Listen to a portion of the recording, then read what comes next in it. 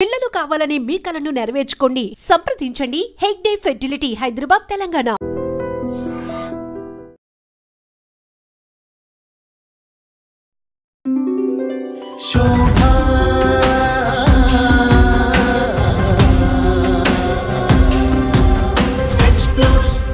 I explore only the truth, that too for you all.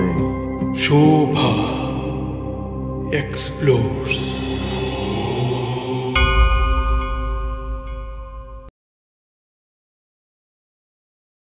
Shanmukhapriya, Haripriya, మీరిద్దరూ అన్నమయ్యపురం రావడం నాకు ఎంత సంతోషం కలిగిస్తుందో నేను చెప్పలేని మాటల్లో.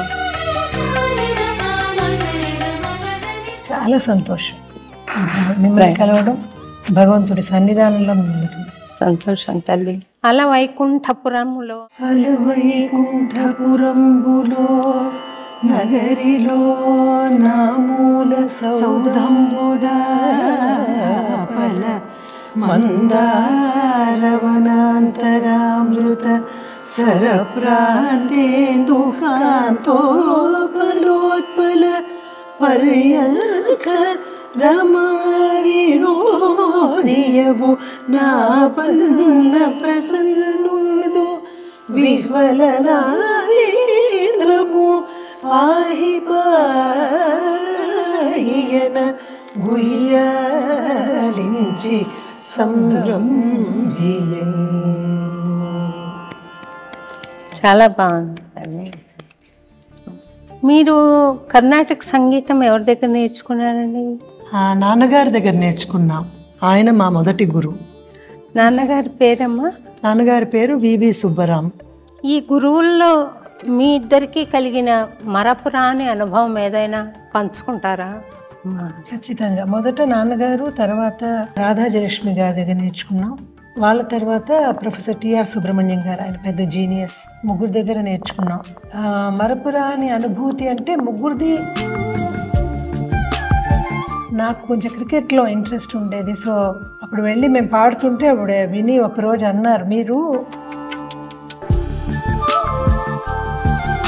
ఆవిడ చాలా ముద్దుగా అన్నారు మాతో, అస్సలు కోపించుకునేవారు కాదు. అది వచ్చి మాకు ఒక పెద్ద ఆశీర్వాదం. మీరు పాడిన ఫస్ట్ కాన్సర్ట్ ఏంటి? ఫస్ట్ కాన్సర్ట్ అంటే బట్ చెన్నైలో, అక్కడ మా మొదటి కచేరీ. మీరిద్దరి వాయిస్ ప్రాక్టీస్ మూలాన వచ్చిందా, లేకపోతే స్వతసిద్ధంగా అట్లా కుదిరిందా? అంటే మేము డెలిబరేట్గా అలాగే ఉండాలని ప్రాక్టీస్ చేసింది కాదు.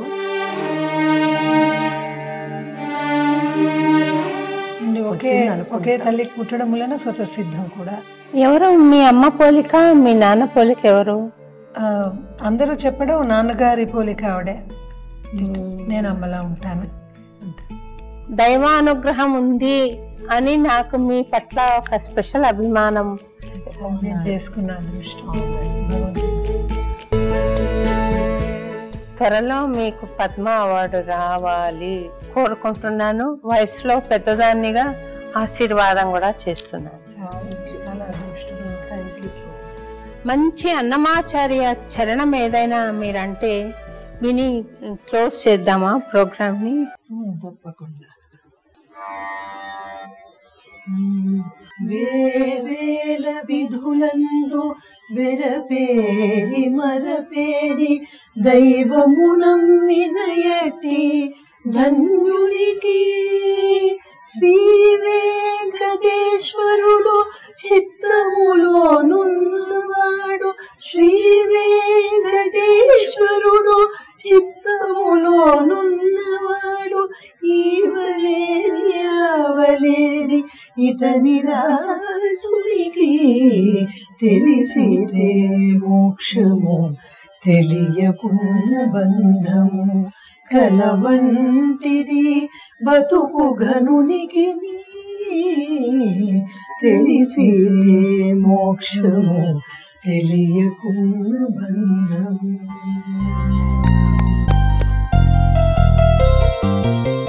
నమస్కారం అండి. నమస్కారం. చాలా సంతోషం. మీరిద్దరూ షణ్ముఖప్రియ, హరిప్రియ, మీరిద్దరూ అన్నమయ్యపురం రావడం నాకు ఎంత సంతోషం కలిగిస్తుందో నేను చెప్పలేని మాటల్లో. మాకు కూడా మేము చిన్నప్పటి నుంచి మిమ్మల్ని మీ పాట అది విని మీరు ఇంత స్థాయిలో దీన్ని నిర్మించడం అది మేము మొదటిసారి ఇక్కడికి రావడం మాకు చాలా బ్లెస్డ్ ఫీలింగ్ అంటారు కదా, అది ఒక పెద్ద ఆశీర్వాదం. చాలా సంతోషం మిమ్మల్ని కలవడం, భగవంతుడి సన్నిధానంలో మిమ్మల్ని. సంతోషం తల్లి. ఈ కార్యక్రమాన్ని మీరు అల వైకుంఠపురంలో అనే సినిమాలో ఒక పోతనామాత్యుడి పద్యం పాడారు, చాలా బాగుంది. అది నేను సినిమాలో విన్నానమ్మా, నాకు అది గుర్తుండిపోయింది. తోడిలో పాడారు అనేది మళ్ళీ వినే అవకాశం నాకు రాలేదు. ఒకసారి ఈ కార్యక్రమం ఆ పద్యంతో పాడి ప్రారంభిద్దామా? మీరు పాడతారా? Thank you.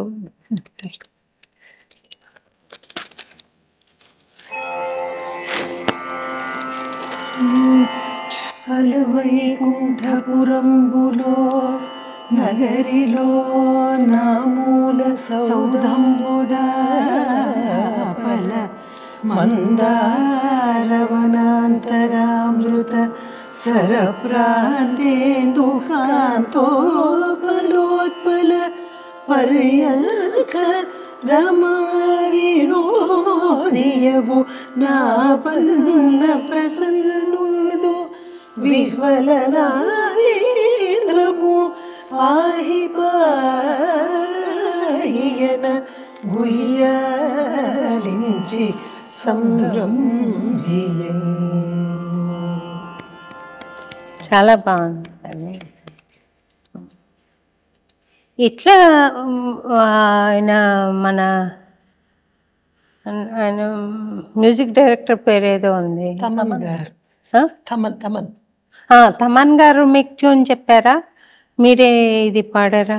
లేదు, ఆయన ట్యూన్ చేశారా? బట్ దాన్ని కొంచెం ఇంప్రూవైజ్ చేసుకుని మమ్మల్ని పాడమన్నారు. చాలా బాగుందమ్మా. మీరు కర్ణాటక సంగీతం ఎవరి దగ్గర నేర్చుకున్నారండి? మేము మొదట మా నాన్నగారి దగ్గర, మా నాన్నగారు కూడా నాన్నగారి దగ్గర నేర్చుకున్నాం. నాన్నగారు చాలా పాడతారు. ఆయన ఎంఏ మ్యూజిక్ అన్నీ చేసి చాలా మంది పెద్ద పెద్ద గురువుల దగ్గర నేర్చుకున్నారు. ఆయన మా మొదటి గురువు. నాన్నగారి పేరమ్మా? నాన్నగారి పేరు వివి సుబ్బరాం. ఆయన తిరుపతి మ్యూజిక్ కాలేజ్లోనే చేశారు బీమస్ ఎంఎస్ అని. ఏ సంవత్సరంలో తల్లి? 50s ఉండొచ్చు. అప్పట్లో పశుపతి గారు, ఎస్ఆర్జే గారు వాళ్ళు ఉన్నారు. పశుపతి గారు మ్యూజిక్ ప్రిన్సిపాల్గా ఉండగా నేను జూనియర్ ఇంటర్మీడియట్లో చేరాను అక్కడ. మరి అంతకుముందు ఇప్పుడు చాలా సంతోషం తల్లి. మీరు మంచి విద్వత్తు సంపాదించి చక్కగా కాన్సర్ట్స్ చేస్తున్నారు, 10 మందిని సంతోషపెడుతున్నారు. మీరు కూడా భగవంతుడి కైంకర్యం చేస్తున్నారు. చాలా సంతోషించవలసిన విషయం ఇది. అయితే మీరు ఇంతమంది గురువుల దగ్గర నేర్చుకున్నాము అని అంటున్నారు. ఈ గురువుల్లో మీ ఇద్దరికీ కలిగిన మరపురాని అనుభవం ఏదైనా పంచుకుంటారా? ఖచ్చితంగా. మొదట నాన్నగారు, తర్వాత చెన్నైకి మమ్మల్ని తీసుకెళ్ళి అక్కడ ఉంచి అమ్మగారితో చెన్నైలో ఒక ఇల్లు తీసుకుని అక్కడ రాధా జయలక్ష్మి గారి దగ్గర నేర్చుకున్నాం. వాళ్ళ తర్వాత ప్రొఫెసర్ టిఆర్ సుబ్రహ్మణ్యం గారు, ఆయన పెద్ద జీనియస్. ఆయన ఎవరండి? ప్రొఫెసర్ టిఆర్ సుబ్రహ్మణ్యం గారు. పల్లవిలో ఇది మామూలుగానే అసలు అన్ని కర్ణాటక సంగీతంలో చాలా పెద్ద ముగ్గురు దగ్గర నేర్చుకున్నాం. మరపురాని అనుభూతి అంటే ముగ్గురిది 3 రకాలైన టీచింగ్ మెథడ్స్ అని చెప్పచ్చు. ఒక సంఘటన ఏదైనా? సంఘటన తప్పకుండా. రాధాజలక్ష్మి గారితో అంటే మేము చాలా చిన్నపిల్లం, ఇప్పుడు 12 ఏళ్ళు 13 ఏళ్ళు. వాళ్ళేమో చాలా సీనియర్ విద్వాంసులు. వాళ్ళు మనకు చెప్పేయడమే గొప్ప. మామూలుగా ఏం చేసేవాళ్ళు అంటే ఇంట్రెస్ట్, తను చాలా సిన్సియర్గా వాళ్ళు చెప్పేదాన్ని ప్లాన్ చేసుకుని నెక్స్ట్ క్లాస్కి వెళ్ళడం జరిగేది. నాకు కొంచెం క్రికెట్లో ఇంట్రెస్ట్ ఉండేది. సో ఇది మేనేజ్ చేసేటప్పుడు నేను కొంచెం పాడొచ్చు, విన్నాను కదా క్లాస్లో పాడతానన్న ఇదిలో వెళ్ళేవాళ్ళు. అప్పుడు వెళ్ళి మేము పాడుతుంటే అప్పుడు విని ఒకరోజు అన్నారు, మీరు ఏం పాడాలో మీరు అనుకుని వస్తున్నారు ఇంట్లో, ఇంకా మీద ఇది కుదరదు, నేను అడుగుతాను అది పాడాలి, అప్పుడు కానీ మీకు ఎంత పర్ఫెక్షన్ ఉందో తెలియదని. అది ఆవిడ చాలా ముద్దుగా అన్నారు మాతో, అస్సలు కోపించుకునేవారు కాదు. అదొకటి. తర్వాత రాగాలాపన కొంచెం మమ్మల్ని అందులోకి తీసుకెళ్ళినప్పుడు తోడి అది చెప్పేటప్పుడు పైకాల సంగతులు బ్రిగాస్ అంటారు వాళ్ళ జిఎన్పి స్కూల్ ఆఫ్ మ్యూజిక్, అది పాడమన్నప్పుడు పాడితే ఆవిడది ఒకే ఎక్స్ప్రెషన్ ఉండేది, బాగా పాడితే అది అనేవారు, అది అన్నట్టు అది వచ్చి మాకు ఒక పెద్ద ఆశీర్వాదం. అది 2-3 సార్లు ఆ తోడిలో అన్నారు అని. బ్రిగా పాడితే ఇంకా నెక్స్ట్ లెవెల్ ఆవిడ పాడారనమాట. అది కూడా పాడితే ఆవిడ ఎంత ఆనందించారు. అది ఆ రెండోది చాలా నిలిచిపోయింది మనసులో. టిఆర్ సుబ్రహ్మణ్యం గారి దగ్గర ఆయన ఒక పెద్ద ఎన్సైక్లోపీడియా అని చెప్పాలి. ఎవ్రీ క్లాస్ మాకు ఒక ఎక్స్పీరియన్స్గా ఉండేది. ఆయన ఒక గురువు, మేము శిష్యులు అన్న ఒక ఫీలింగ్ ఆయనకి ఎప్పుడు ఉండేది కాదు. ఆయన ఎప్పుడు చెప్పినా మనందరం కలిసి నేర్చుకుందాం అనేవారు. సో అలాంటి ఒక మహా విద్వాంసుడు దగ్గర మేము నేర్చుకోవడం అన్నది ఆల్మోస్ట్ 13-14 ఏళ్ళు. అదే ఒక పెద్ద ఎక్స్పీరియన్స్. చాలా మరపులాని సంగతులు ఆయనతోటి క్లాస్కి వెళ్ళడం, కూర్చోవడం. ఇప్పుడు ఒక కచేరీకి ఆయన వస్తారని మాకు తెలియదు, వచ్చారు. అది ఆడిటోరియం మొత్తం ఫుల్ అయిపోయి బయట జనం ఉన్నారు. నెక్స్ట్ డే చెప్పారు, నేను వచ్చాను, బయట నుంచి కాసేపు విని వచ్చేసాను, స్థలం లేదు అని. మేము అయ్యో మీరు వచ్చారంటే ఎవరైనా సరే, సభల వాళ్ళైనా సరే ఫస్ట్ మిమ్మల్ని కదా కూర్చోబెడతారు. ఇలా లేదు, నాకు ఆనందంగా ఉండింది, మీకు ఇంత జనం వచ్చారు అని నాకు బయట నుంచి విన్నాను అని చెప్పింది. అలాంటివి కొన్ని కొంచెం బాధ కలిగించిన, బట్ ఆయన సంతోషిస్తున్నారు మన గ్రోత్లో అన్నది ఒక పెద్ద, ఆయన ఏమంటారు, మెగ్నానిమిటీ, గొప్పతనం, ఆయన పెద్దరికం. మీరు కచేరీలు చాలా చోట్ల చేస్తూ వచ్చారు కదమ్మా. ఆ కచేరీలు చేసిన అనుభవాల్లో మరపురాని అనుభవం ఏదైనా ఒకటి చెప్తారా? ఎన్నో ఉంటాయి, ఒకటి అంటే ఒకటి స్వామి దగ్గర పాడింది, పుట్టపర్తి సత్యసాయిబాబా గారి దగ్గర 2004లో పాడినప్పుడు. ఆయన పక్కనే ఇలా కూర్చొని వింటారు. వినేటప్పుడు అయిపోయింది, కాన్సర్ట్ క్లోజ్ చేసి అన్నీ ప్యాక్ చేసేసాక ఎందరో మహానుభావులు పాడతారా అన్నారు. ఎందరో మహానుభావులు అంటే మేము పాడాలి అంటే ముందుగా ఇంట్లో ఒక మాట చరణాలు ఒకటి తర్వాత చూసుకుంటాం. సో ఆ రోజు కానీ స్వామి అడిగాక మనము లేదని చెప్పలేం కదా, కాబట్టి పాడతామని మళ్ళీ కూర్చుని పాడి ఒక్కటి కూడా తప్పు పొల్లు పోకుండా వరుసగా పాడేసాం. ఆ తర్వాత ఆయన మమ్మల్ని బ్లెస్ చేయడం, స్పెషల్గా ఏదో ఆశీర్వాదం చేయడం, ఇవన్నీ మనసులో నిలిచిపోతుంది. అంటే మనం పర్వాలేదు, సంగీతంలో ఏదో కొంచెం తేరుతున్నాం అన్నది మనసులో ఆనందం. సంతోషం తల్లి. స్వామి దగ్గర పాడే మహద్భాగ్యం నాకు కొన్నిసార్లు వచ్చింది. స్వామి దగ్గర పాడే అనుభూతి, it's different kind of experience all together. ఎంత పెద్ద వేదికల మీద పాడినా సాక్షాత్తు భగవంతుడనే అవతారమూర్తి ముందర పాడగలగడం అనేది మంచి. మీకు ఆ అనుభవం కలిగింది, చాలా సంతోషపడుతున్నాను. చాలాసార్లు. మీరు పాడిన ఫస్ట్ కాన్సర్ట్ ఏంటి? ఫస్ట్ కాన్సర్ట్ అంటే professional concert, I mean. Yes, అది it was a very short concert. But చెన్నైలో రాఘవేంద్ర స్వామి టెంపుల్ ఒకటి ఉంది ట్రిప్లికేన్లో, అక్కడ మా మొదటి కచేరీ, ప్రొఫెషనల్ లెవెల్లో కచేరీ. అదొక it was for about ½ an hour or 40 minutes. అది మా first concert. What was your experience then? Experience అంటే మాకు ఎప్పుడు కానీ ఒక భయం అన్నది, నర్వస్నెస్ అన్నది ఎప్పుడూ లేదు. కానీ మనోధర్మ సంగీతం అన్నది మేము ఇంట్లో ఎంత ప్రాక్టీస్ చేసినా కచేరీలో పాడడం అన్నది అది ఫస్ట్ టైం. రాగం స్వరం అది కొంచెం మాకు భయంగా ఉండింది, but we somehow pulled it off. ఆ తర్వాత ఒక 4 ఏళ్ల తర్వాత మేజర్గా కచేరీ అన్నది 1989 అది కూడా ఏదో ఒక పెళ్లి కచేరీ. కానీ చెన్నైలో పెళ్లి కచేరీ సభా కచేరీ లాగే ఉంటుంది. మాకు ఫస్ట్ ఆ కచేరీకే మధురై సోమసుందరం గారు, మధురై సోము అంటాం, ఆయన ఉన్నారు. చాలా దిగ్గజులు వచ్చి కూర్చున్నారు. బట్ మాకు అది భయం అన్నది లేదు, అలానే ఓవర్ కాన్ఫిడెన్స్ లేదు. అనుకున్నది జాగ్రత్తగా పాడగలిగే ఒక దేవుడి బలం ఉంటుంది, దేవుడి దయ ఉంటుంది అని ఒక దేవుడి మీద భారం వేసి పాడాం. దాంతో స్టార్ట్ ఇంకా అలా కంటిన్యూ అయింది. మధురమలై మామణి అని పాడారు ఆయన, మధుర సోమ్. మీకు ఆ పాట వచ్చా? వినడమే కానీ రాదు అసలు మాకు. మీరిద్దరి వాయిస్ పర్ఫెక్ట్ బ్లెండ్ అవుతుంది, చాలా ఒకే కంఠంలాగా వినపడేంత.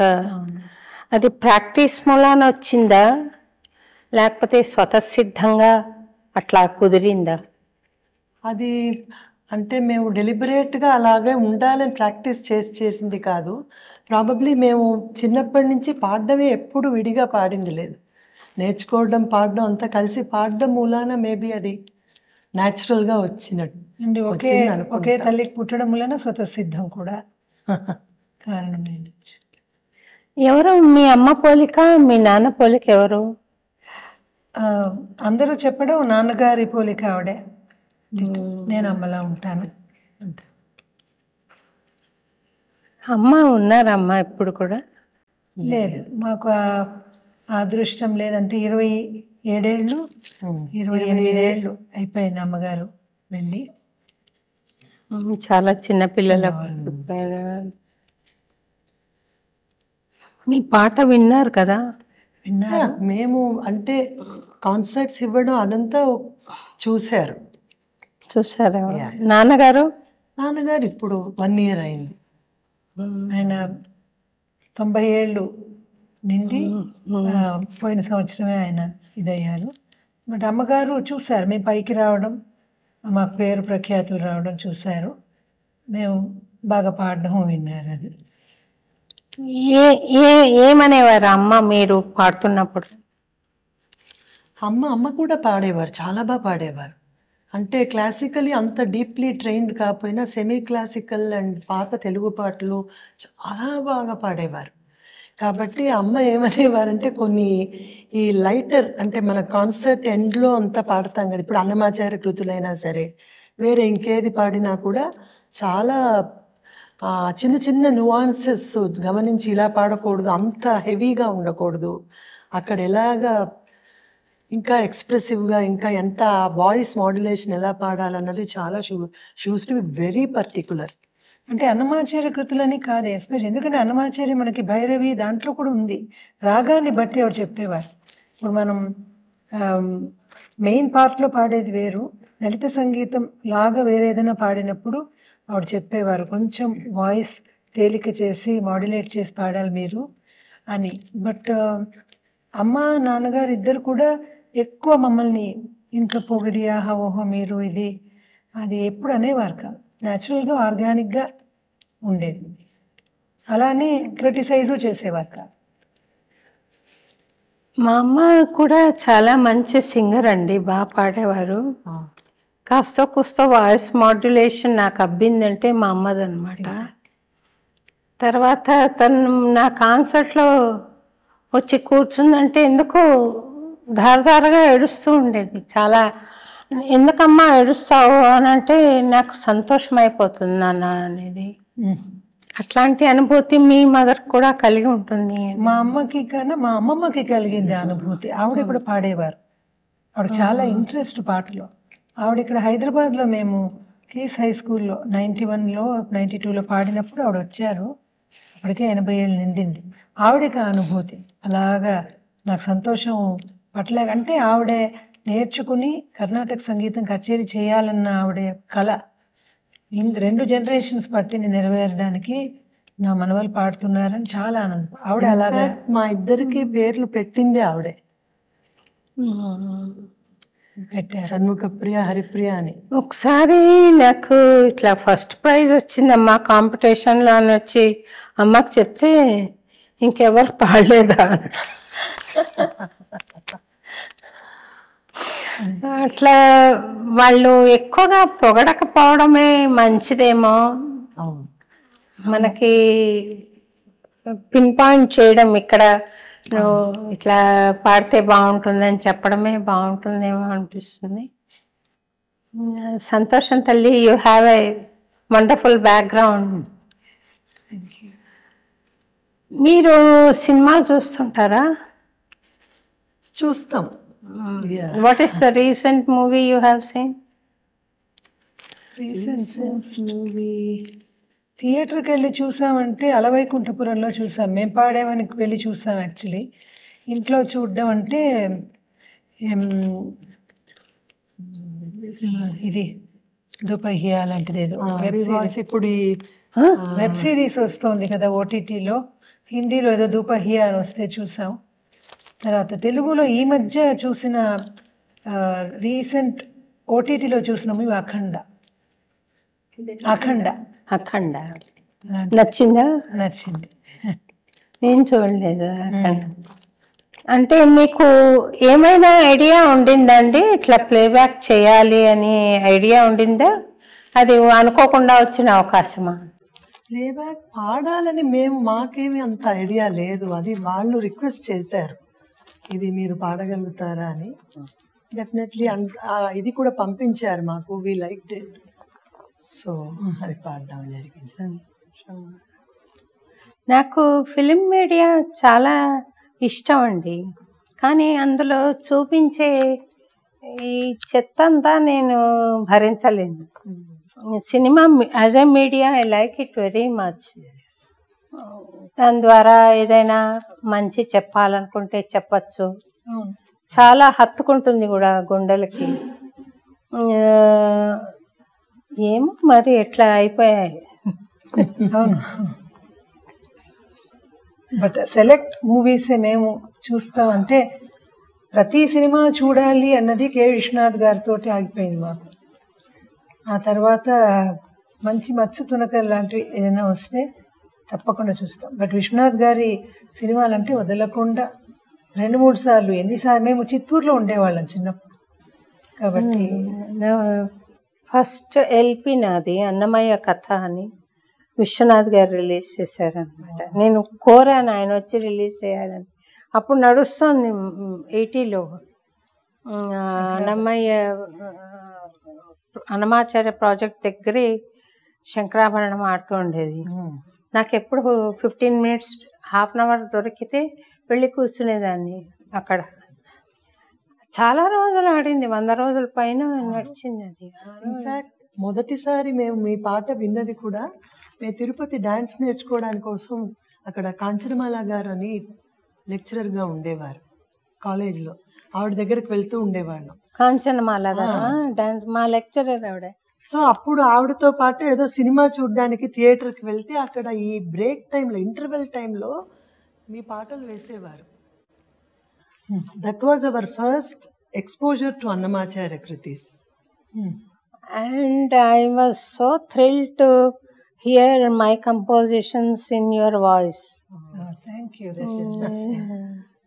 రాధా మాధవ ఒకటి, తెలిసితే మోక్షము ఒకటి, శ్రావణ బహుళాష్టమి, ఈ మూడు విన్నాను. ఇంకేమైనా పాడారా? చాలా పాడాను. తిరుమల గిరిరాయ తిరుమల గిరిరాయ, తర్వాత గాలినే పోయా, గాలిని,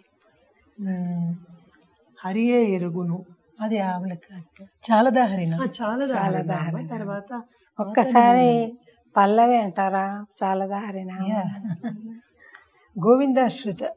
గోవిందాశ్రిత ఇవన్నీ అందరూ చాలా ఇష్టపడేవి తమిళనాడులో మేము పాడుతుంటే.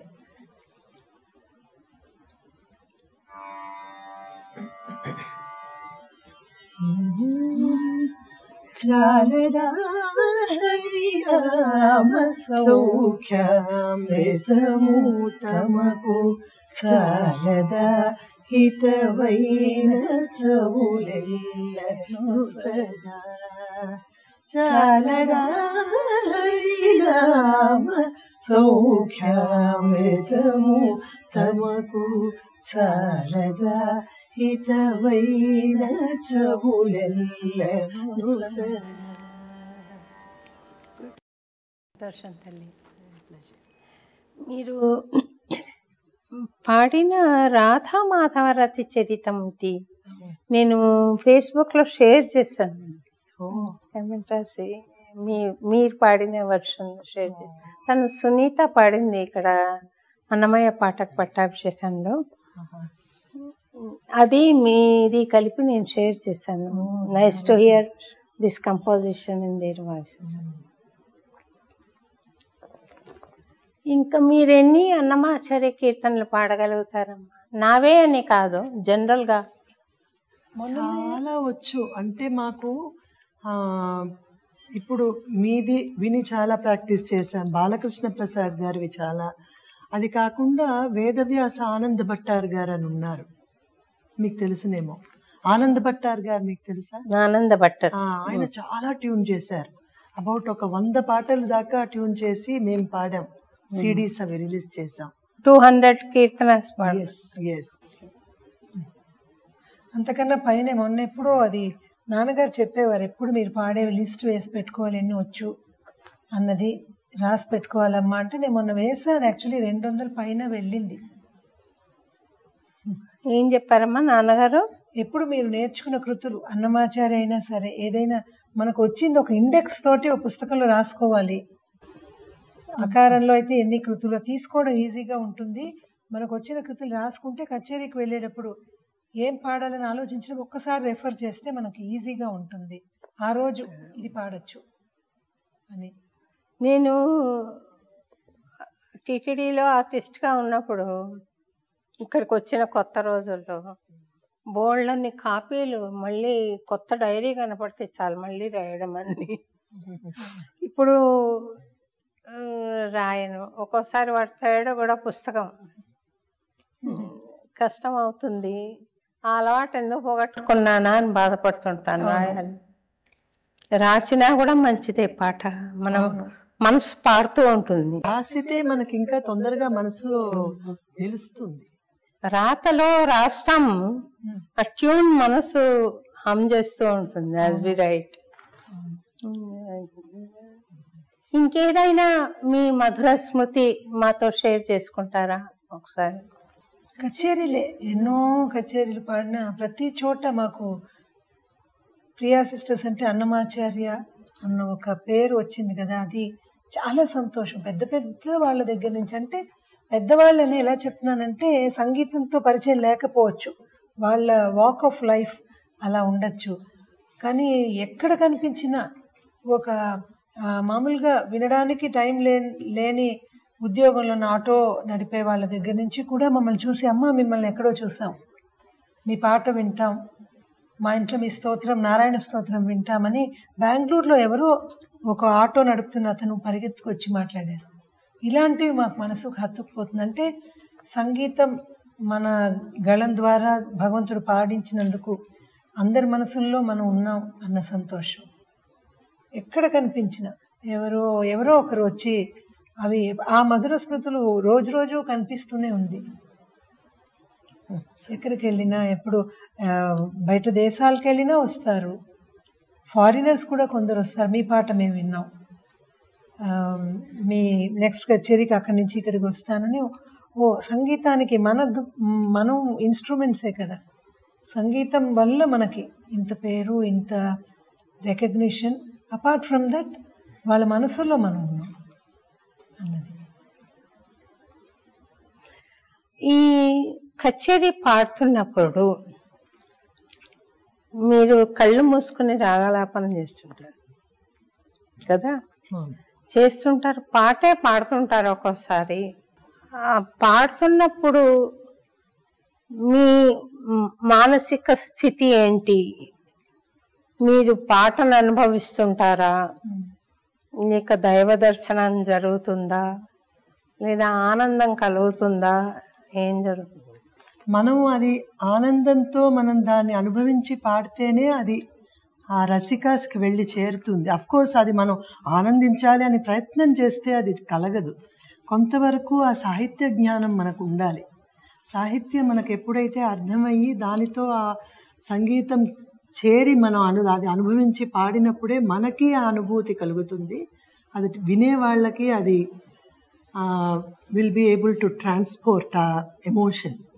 కళ్ళు మూసుకుని పాడినప్పుడు అది ఒక ఎంప్టీ స్పేస్ లాగా అనిపిస్తుంది.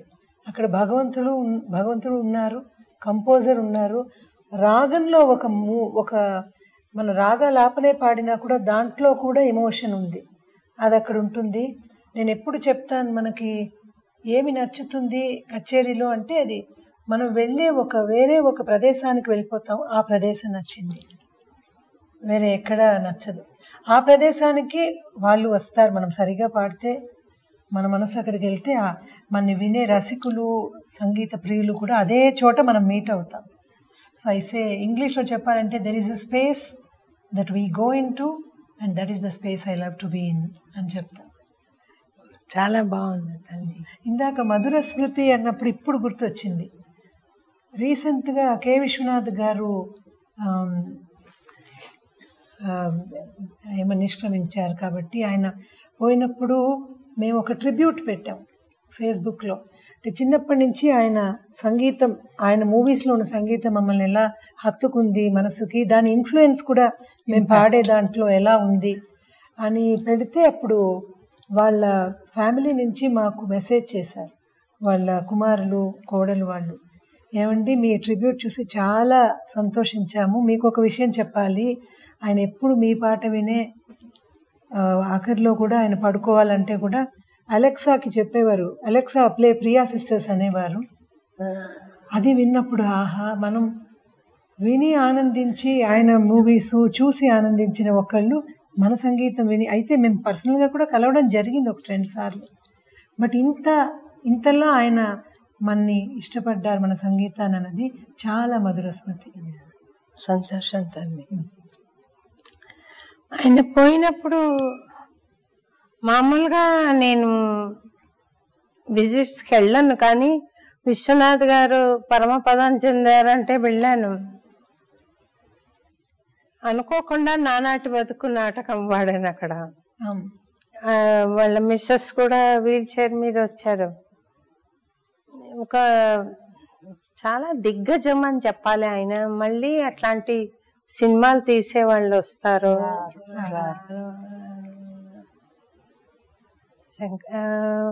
ఆ సినిమా పట్ల అప్రిసియేషన్తో మంజు భార్గవి గారిని ఇంటర్వ్యూ చేశాను ఇలాగే ఈ మధ్య. అంటే ఒక 6 months పైన అయిపోయింది.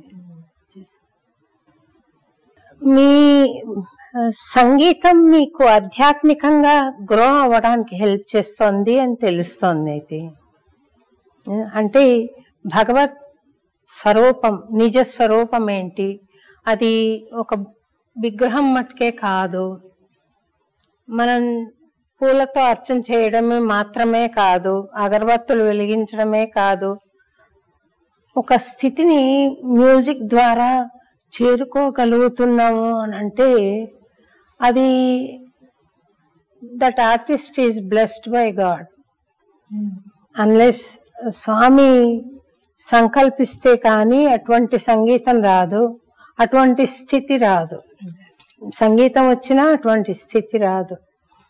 దానికి ఇప్పుడు లతా మంగేష్కర్ గారు ఉన్నారు. ఆమె ఏదో ఒక దుఃఖం పాట పాడిన, ఒక ప్రేమ పాట పాడిన భగవద్ దర్శనమే ఉంటుంది నాకైతే. ఐ డోంట్ నో ఎందుకు అలా కలుగుతుంది. ఆమె డిఫరెంట్ ఎమోషన్ లో పాడుతున్నా కూడా అంటే ఐ హ్యావ్ నో ఆన్సర్.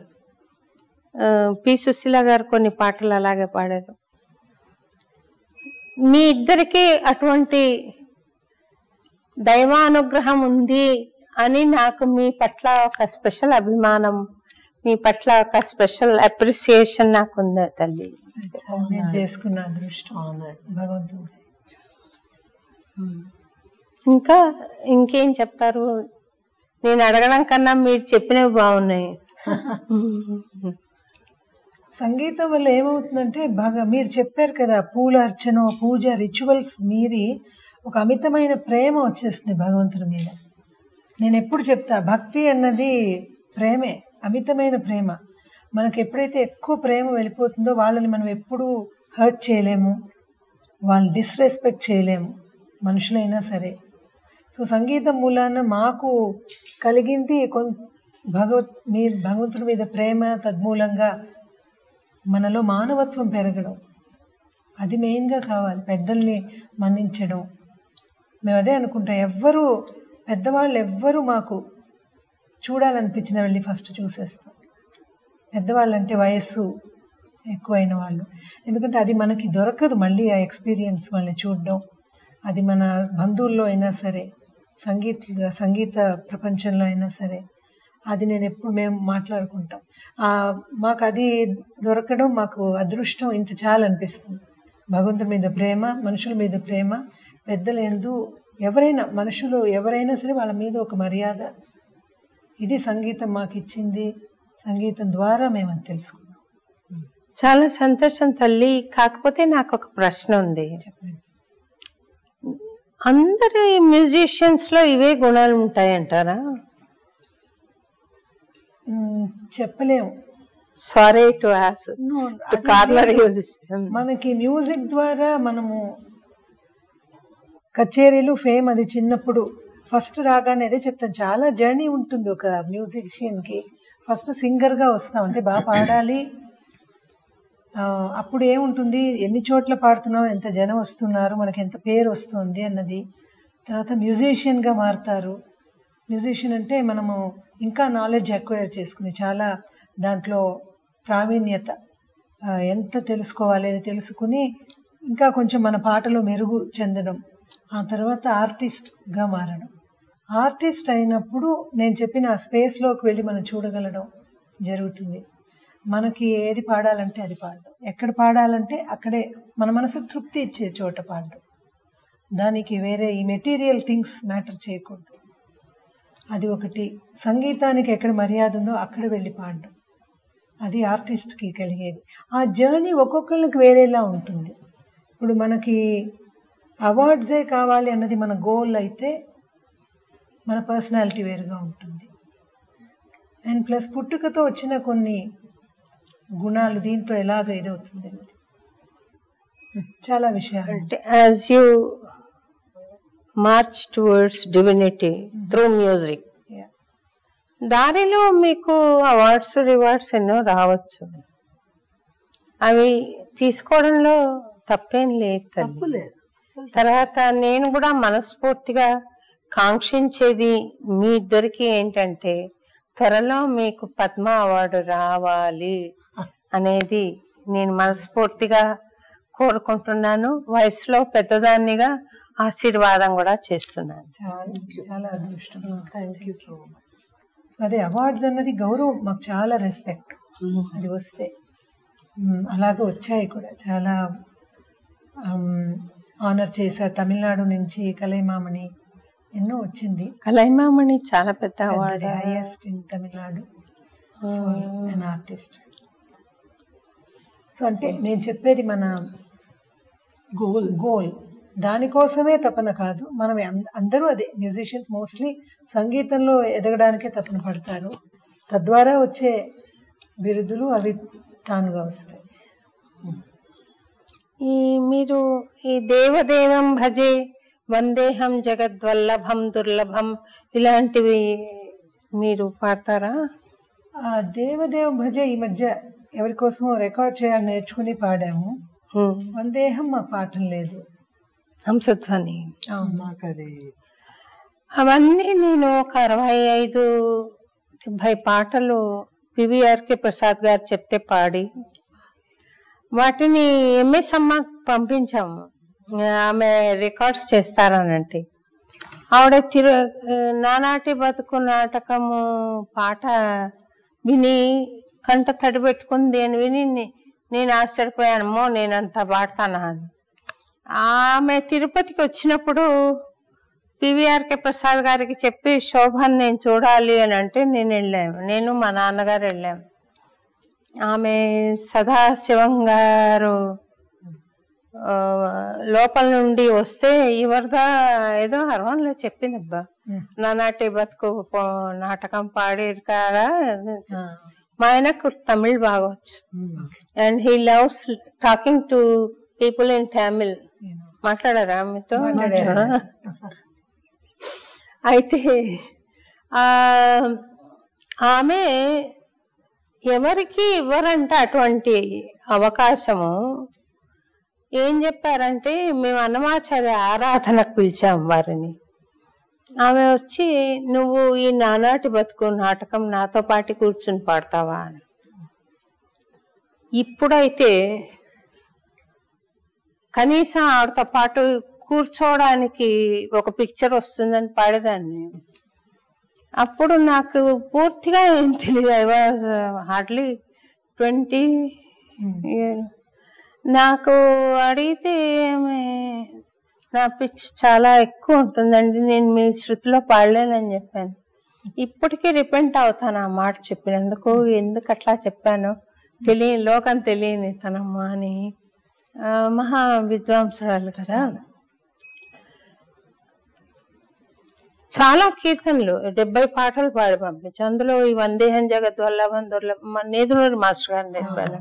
దేవదేవం భజే, తర్వాత జయ జయ రామ సమర విజయరామ, పశుపతి మాస్టర్ గారి దగ్గర మంజుడై పుట్టి మనుజుని సేవించి నానాటి బతుకు నాటకం ఇవన్నీ పాడి చాలా పంపించారు. కొన్ని యథాతథంగా తీసుకున్నారు. అఫ్ కోర్స్ ఆవిడ గాత్ర ధర్మానికి మార్చుకున్నారు ఆ పాటలు. తర్వాత కొన్ని కడెనల్లూరు వెంకటరామన్ గారు ఆవిడతో ఉంటారు, ఆమె కొంచెం ఆల్టర్ చేశారు కొన్ని. నాకు గొంతు సరిగా లేదు.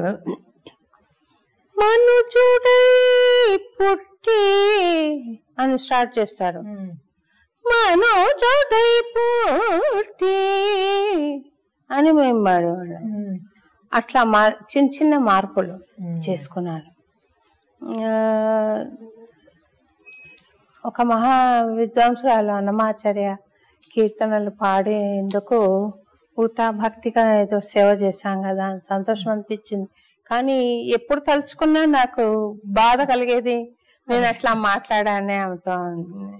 చాలా సార్లు తర్వాత మీట్ అయ్యి ఆవిడ రికార్డింగ్స్ లో కూడా ఉన్నాను. నేను కొత్త పాట ఒకటి మీ చేత పాడించి రికార్డ్ చేసుకోవాలి అనుకుంటున్నాను. ఎట్లా? తప్పకుండా ఎనీ టైం మేము చేస్తాం.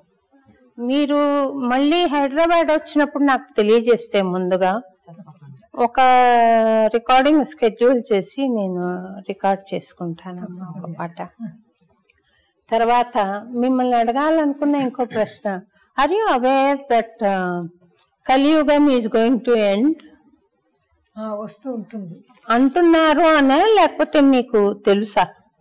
తెలీదు అంటున్నారు. జరిగే మన చుట్టూ జరిగే ఇవి చూస్తే అది జరుగుతుందని అనిపిస్తోంది. నాకు కాశీనాథ్ మిశ్రా అనే ఒక మహానుభావుడు, ఒరిస్సా అతను, ఇక్కడికి వచ్చారు మొన్న అన్నమాచార్య ఆరాధన ఉత్సవానికి. ఆయన డేటా పూర్తిగా భాగవతంలో ఇట్లా ఉంది, భవిష్య పురాణంలో ఇట్లా ఉంది, కాలజ్ఞానంలో ఇట్లా ఉంది, భవిష్య మాలికాన్ని ఆయన ప్రచారం చేస్తున్నారు, అందులో ఇట్లా ఉంది అని డేటాతో సహా ఇచ్చి it's going to end by 2034. కలికి అవతారం ఆల్రెడీ పుట్టింది, 19 years అయింది. ఎప్పుడు కనిపిస్తాడు అని అంటే 28-30 ఆ ప్రాంతంలో దర్శనమిస్తారు. నేనన్నాను, కలికి అవతారం అంటే వెంకటేశ్వరుడు స్వామి, సిరుతన్నబ్బుల వాడు సిన్నెక కుంకక కలికి కొసరి కూడే నన్ను వెంకటేశుడు చూడవే సిన్నెక వాడే వెంకటేశ్వరుడే కల్కి అవతారం. ఆయన పట్టుకున్న నందకమే అన్నమాచార్యుల వారు, శ్రీనందకాంశ సంభూతుడు. కాబట్టి ఇక్కడికి రాకపోతే నేను ఆయనను కల్కి అనుకోను స్వామి, తప్పకుండా ఇక్కడికి రావాలి కల్కి అవతారం అంటే. నేను ఎదురు చూస్తున్నాను ఎప్పటి నుండో స్వామి దర్శనం కోసం. మరి పుట్టాడంటే ఇక్కడికి రావాలి అని చెప్పి. ఏమో నీ భక్తి అమ్మా, నువ్వు అట్లా పిలిస్తే వస్తాడేమో అని చూడాలి. సో కల్కి అవతారం మీద ఒక పాట ఉందమ్మా, మీరు కూడా పాడుతూ ఉంటే బాగుంటుంది. అది జనాల్లోకి కల్కి అవతారం వచ్చింది, మనం మంచి మార్గంలో నడుచుకోవాలి, చాలా డిజాస్ట్రస్ సిచ్యువేషన్ ఉంది అని చెప్తున్నారు. మయన్మార్ లో జరిగిన భూకంపం గాని ఇవన్నీ కొంచెం ఆ మాట వాస్తవం కదా, ఈ డేటాతో టాలీ అవుతోంది అనిపించినప్పుడు ఎట్లా స్వామి ఈ డిజాస్ట్రస్ సిచ్యువేషన్ నుండి రక్షణ పొందడం అంటే, ఆయన చెప్పింది మాధవ నామం, కల్కి పేరు మాధవ అంట. మాధవ నామం జపిస్తూ ఉండాలి. ద్వాపర యుగంలో కృష్ణుడు అన్నాము, త్రేతాయుగంలో రాముడు అన్నాము, ఇప్పుడు మాధవ నామంతో పిలిస్తే త్వరగా పలుకుతాడు గోవిందుడు. కల్కి అవతారం ఆ పాట మీరు పాడితే బాగుంటుందని అనుకుంటున్నాను. కల్కి అవతారం నేను ఒకసారి మా స్టూడెంట్స్ పాడారు, అది మీతో షేర్ చేస్తాను. మీ కాన్సర్ట్స్ లో కూడా పాడి ఈ మెసేజ్ ని మీరు జనంలోకి తీసుకువెళ్తే ఏమనంటే, ఇట్లా మంచి బిహేవియర్ తో ఉండండి, మంచి క్యారెక్టర్ తో ఉండండి, అది important. What you do is not important, what you feel is more important, what is your heart is more important అని మీ బ్రెయిన్ అక్కడ పక్కన పెట్టండి, మీ హార్ట్ ప్యూర్ గా ఉండాలని చెప్పాలి. మీరు చెప్పగలుగుతారు, మీకు మ్యూజిక్ ఉంది కదా, చెప్పండి. సో ఒక మంచి అన్నమాచార్య చరణం ఏదైనా మీరంటే విని క్లోజ్ చేద్దామా ప్రోగ్రామ్ ని? తప్పకుండా. మీరు మేము ఇష్టపడి పాడే శ్రావణ బహుళాష్టమి పాడచ్చు. తెలిసితే మోక్షం పాడండి. ఫిలాసాఫికల్ చాలా ఇష్టపడేది, జనాలు అంత ఇష్టపడతారంటే తమిళనాడులో కూడా. అంటే అంత మీనింగ్ తెలుగు తెలియకపోయినా వాళ్ళకి అర్థం అవుతుంది కొంచెం వరకు. హైయెస్ట్ ఫిలాసఫీ అది.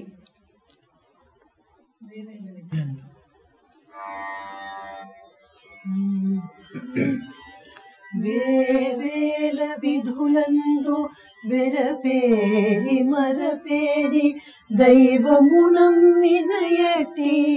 ధన్యునికి శ్రీ వెంకటేశ్వరుడు చిత్తములోనున్నవాడు,